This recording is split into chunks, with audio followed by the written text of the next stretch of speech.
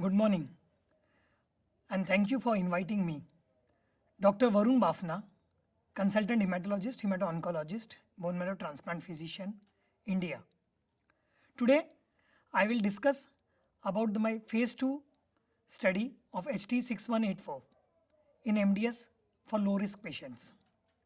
Ofirnoflast is the first oral allosteric modulator for NEK7 and NLRP3 inflammasome assembly with midosome inhibiting the NK kappa B inflammatory signaling. Today we will discuss MDS. Is we are aware it's an ineffective hematopoiesis disorder, but with a strong evidence data coming up showing that there is an innate immune system activation that leads to prime inflammasome of NLRP3 inflammatory marker. So, in MDS, somatic mutation and DAMs are the prime inflammatory marker stimulated at hematopoietic progenitor and stem cells, and this leads to activation of the NLRP3 inflammasome assembly, which activates cleavages,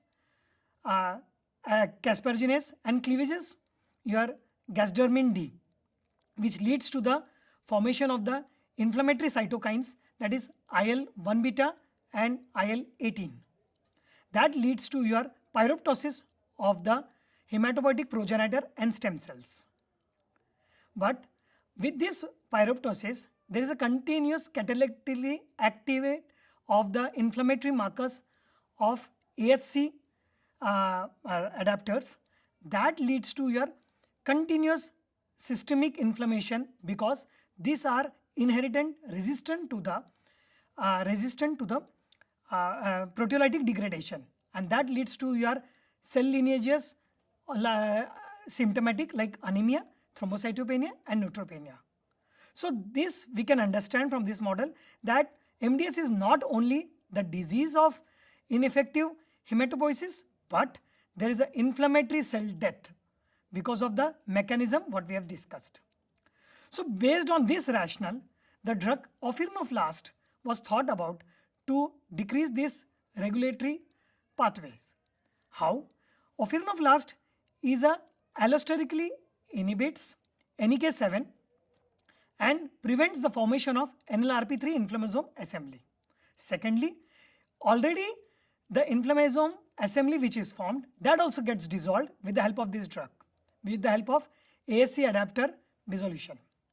Third thing, as we have discussed, it's a midosome inhibitors which inhibit the further pathway for NK kappa beta, which all decreases your inflammatory downstreaming the signaling of IL-1 beta and interleukin 18. Also, there is upregulation of GATA1 which helps to increase for the differentiation of the erythroid series. So coming to the study design, basically this was a study was inclusion criteria was of basically a MDS low risk patients with IPSS-R score of less than equal to 3.5. Then the hemoglobin was less than 9 or symptomatic anemia, or it should be ESA intolerant, refractory, or cannot able to take the drug. The second thing, Ofirnoflast was given 2 mg for 5 days a week and 2 days was off. It's an oral drug. The primary endpoint was to look the hemoglobin improvement in erythroid series at the as per the IWG 2018 criteria. The secondary point were to look for the biomarkers, the quality of the life and the safety and tolerability. So to look for the go in the detail, the study we were recruited around 37 patients with the efficacy analysis as per the modified intent to treat was 30 was the patients were observed. In those 30 patients, basically what we have seen, 18 patients were transfusion dependent. In that, high transfusion patient dependent and low transfusion patients were divided, and the 12 patients were non-transfusion dependent. The other set of class was ESA-refractory, intolerant or ineligible, and the MDS as per the subtypes were included with the most of the patients, 60% were in the low risk, low blast, and others were like SF3B1, 5q deletion and many others.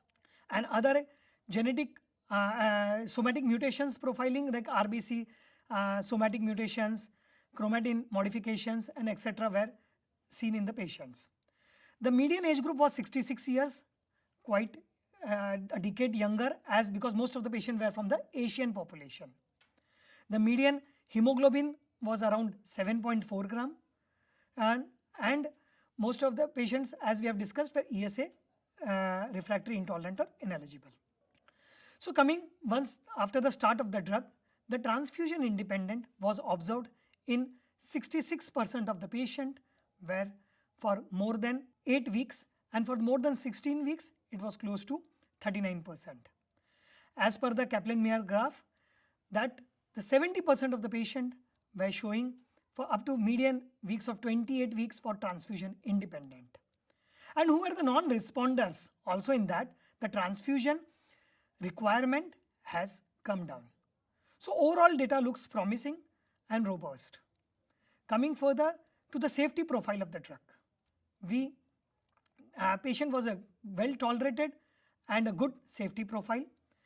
Total treatment emergent adverse events were close to 50%, and treatment related adverse events were around 27%. So in that, there were no any serious adverse event treatment related, or there was no any death treatment related in the patient population. The most of the side effects were cough, fatigue, leukocytosis, hypertension and etc.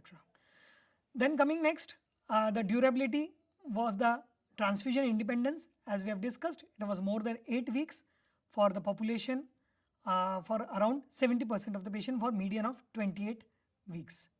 So looking to the drug safety profile, the responses, we will conclude with, as it's a first in class as an allosteric oral modulator at NEK7 and medosome, and it has a very good hematological improvement with of median hemoglobin of 4.6 grams over the period of 32 weeks.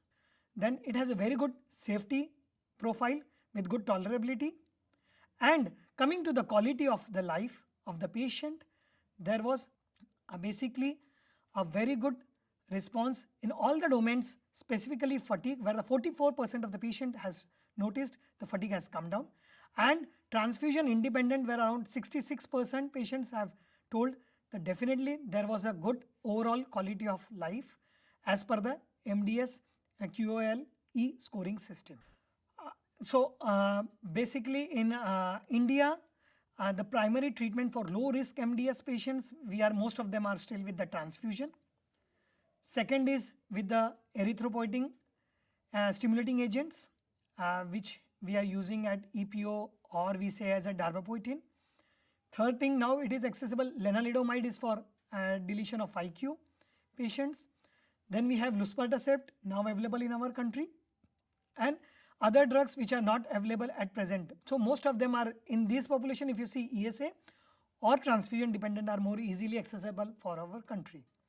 So looking to this drug, the phase 2 study looks promising. We have to come with some more data to confirm how will be the results down the line.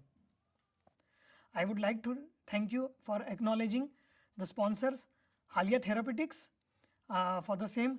First of all, my patients and my team who has shown a faith on us for doing this trial. Thank you very much. Good to see you.